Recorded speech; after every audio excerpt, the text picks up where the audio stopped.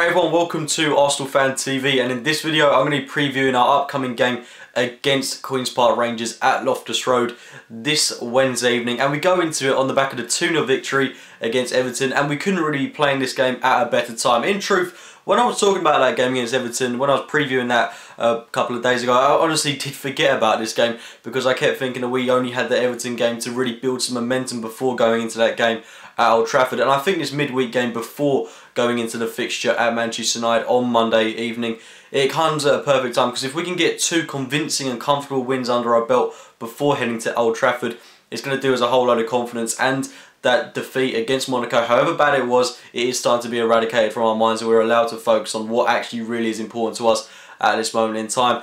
And if we were to get a win, we would only go a couple of points behind Manchester City. If they were to maybe slip up against Leicester, which is unlikely, but if it were to happen, we're only 4 points behind them as it is. And you know, we could potentially finish second, which is, I can't quite believe I'm saying that, finishing second in the Premier League. It's not first. I mean, we could make a late title surge, but finishing second would be an excellent season for me. If we were able to finish second, it would have been nice to have had a good Champions League run, but unfortunately that's gone out the window now. And if we were able to retain the FA Cup, that would have been a good season for me. It shows steady progress. So if we can take this opportunity to get a top 2 finish, be monumental for us, and if anything, that's going to attract more signings in the summer, bigger players, and it would just be crucial for us to do that. But this game at Loftus Road is not going to be an easy one. I remember a couple of seasons ago, before QPR went down, we beat them 1-0, I think it was, for a Theo Walcott goal right in a couple of opening minutes really in that game. It was an unconvincing win, and the season before that we did lose to them thanks to an Adel Taarabt goal. And at home, they've been fairly good this season under Harry Redknapp, who's now, of course, departed the club. They've got Chris Ramsey. I'm not too sure what to expect from them at Loftus Road. Of course, they did end their torrid away form with a 2-0 victory at the Stadium of Light a couple of weeks ago, which is going to give their team a whole load of confidence. But they still haven't looked entirely convincing under Chris Ramsey. And like I say, I don't really know what to expect from them. I'm still trying to really make a verdict on their style of play and how they're going to perform in this game. I think Ramsey will take a lot of inspiration from the performance that Monaco put in at the Emirates Stadium. I think that they're going to line up defensively. They're going to try and catch us on the break, because they do have the players up top to do that. They've got players like Bobby Zamora, Sean Wright-Phillips, etc. Players that can expose you at times.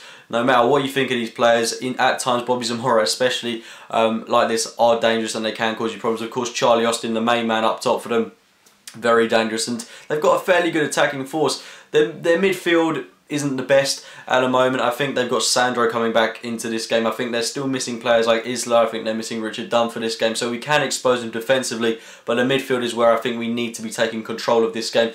With Sandro coming back into the side, it's going to give them a little bit more defensive stability. He's going to be able to protect their back four, but he's still not the greatest of players, and certainly a player that I would expect our attacking and creative players to expose. We've got an influx of creative talent in this game. Certainly a team that can score past an out-of-date Rio Ferdinand and a Stephen Corker that hasn't really been performing very well this season.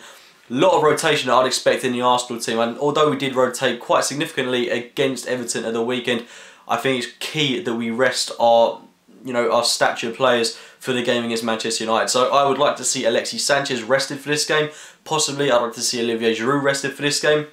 But just brushing on the topic of why I'd like to see those players rested, I think mainly because we need them at their best. There's no point risking injury, but you could also argue that we want these players to go into that game at Old Trafford with confidence. Giroud, of course, he got the goal of the weekend and had a poor performance against Monaco, but I still think that he'd be able to go into the game against United with his head held high, with a big ego behind him. Alexis Sanchez, on the other hand, hasn't really had the best of months in February. Hasn't really been banging in the goals left, right, of centre, left, right, and centre, should I say, as we've become accustomed to seeing from him this season. Been a fairly out of sorts month. He's had a couple of injuries. He's not been putting in the performances that we've come to expect, but his work ethic is tireless and he seems to be inspirational on the pitch. He's the kind of player that I do think could perform in this game and perform in a game at Old Trafford, but I think if we're to get the best out of him in the game against United, I think it's vital that we give him a rest in this game. Although on the other hand, if he was to play in this game, if he was to get a goal and an assist, then maybe he'd be more ramped up for that game against Man United in a week's time, in fact. So it's a difficult one who you drop for this game. I'd like to see Cazorla dropped. He's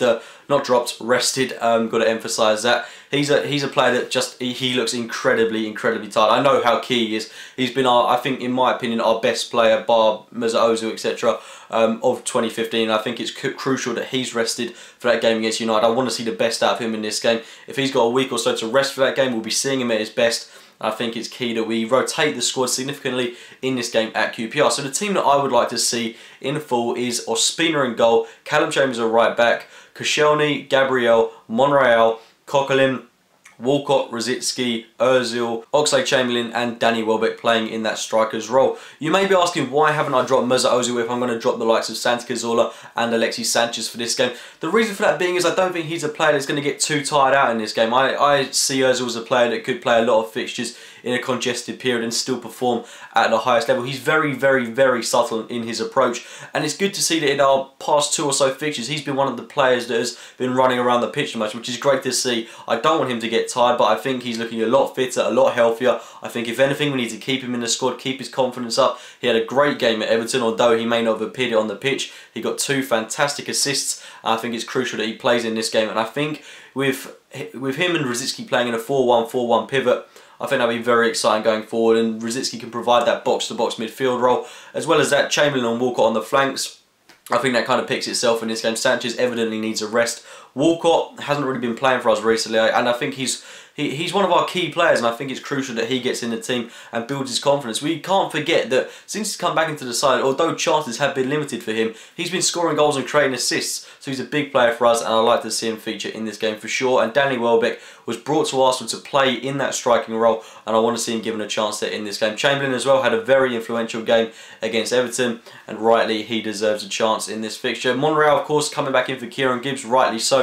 Coquelin, if he's available, I'd love to see him wearing a face mask in this game. It would just really sum up his mentality, and hopefully he'll pass fit for this game. If not, be interesting to see who does play in that central defensive midfield role, because Matthew Flamini is out for this game. So I'm not too sure how it will pan out. The other news is that Aaron Ramsey is coming back into the side, but I don't think he's going to get in it just yet, which is a real great problem to have. Last season, of course, he'd be the first name on the team sheet. I don't hope he starts this game, if I'm being honest, because I think he would disrupt our style of play. Let me know whether you disagree or agree with that in the comments box. Well, a lot of people seem to be pro or anti Ramsey at the moment. Personally, I don't think he should come to the squad just yet. I do certainly think that he should be introduced slowly into the team. He has been out for about a month or so now, and I don't think we should disrupt a system that's working quite well for us at the moment, bar the defeat to Monaco, of course. But it's great to have Ramsey back in the squad just for morale purposes, and we're finally getting a very healthy looking squad at the moment. Once Wilshire's coming back in, once Arteta's come back in, once Debussy's come back in, we'll have practically a fully fit team. Oh yeah, and Bellerin as well. I just think he should be given a rest, because he's a player that's going to be big. He's going to be big, and he's going to need confidence going into the game at United next week. But this is a game that we've got to win if we're to stand a chance at United in a week or so's time. We're in a week's time. If you've enjoyed the video, guys, please do smash that like button, subscribe to Arsenal Fan TV, and do make sure to check out my own channel, AFC Game by Game, and I will speak to you soon, guys.